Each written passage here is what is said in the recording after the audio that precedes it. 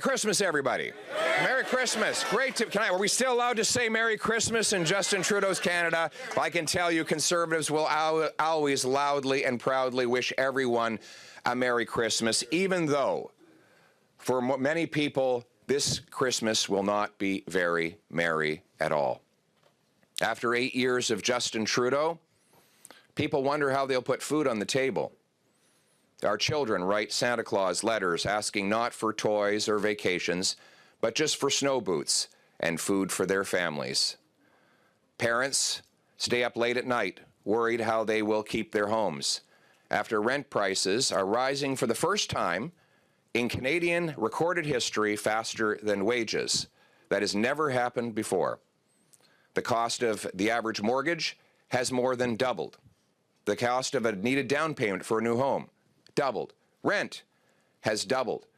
The last 2 months have been the fastest recorded increases in rent in Canadian history. Yesterday, Justin Trudeau's own housing agency was asked if the government has a plan to close the 3.5 million home gap in our housing supply, and they answered no. This was not an opposition MP accusing the government of not having a plan. This was Justin Trudeau's own housing agency after 8 years, as though he hasn't had time to come up with a plan.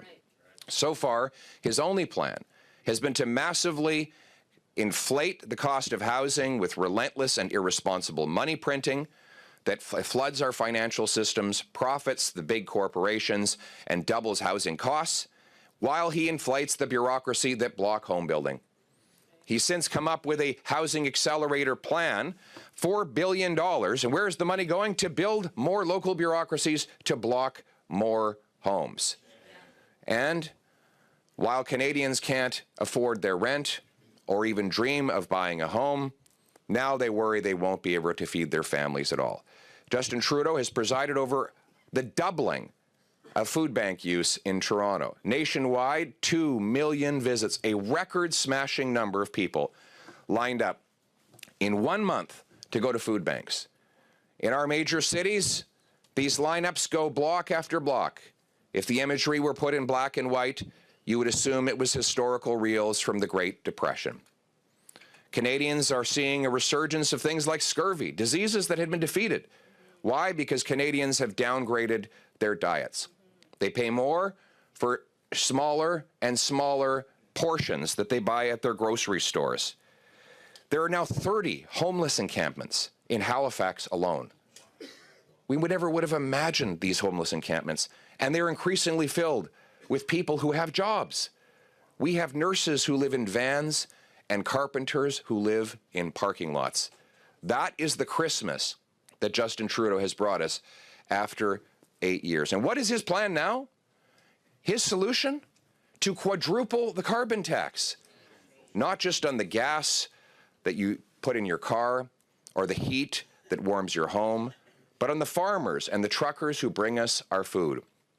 Yesterday, after manipulation and intimidation by Justin Trudeau, Liberal senators voted to gut a common-sense Conservative bill that would have taken the tax off of our farmers. Just in time for Christmas.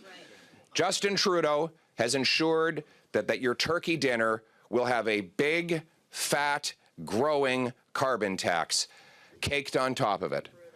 That is not part of the recipe for turkey dinner that Canadians were looking for. But yet, late yesterday, there were those Liberal senators who had received personal calls from Justin Trudeau, intimidating calls from a Prime Minister who claimed that he would respect the independence of the Senate, has now stepped in to make sure not only that Canadians continue to pay the tax, but that it goes higher and higher still. Well, I've got news for Justin Trudeau.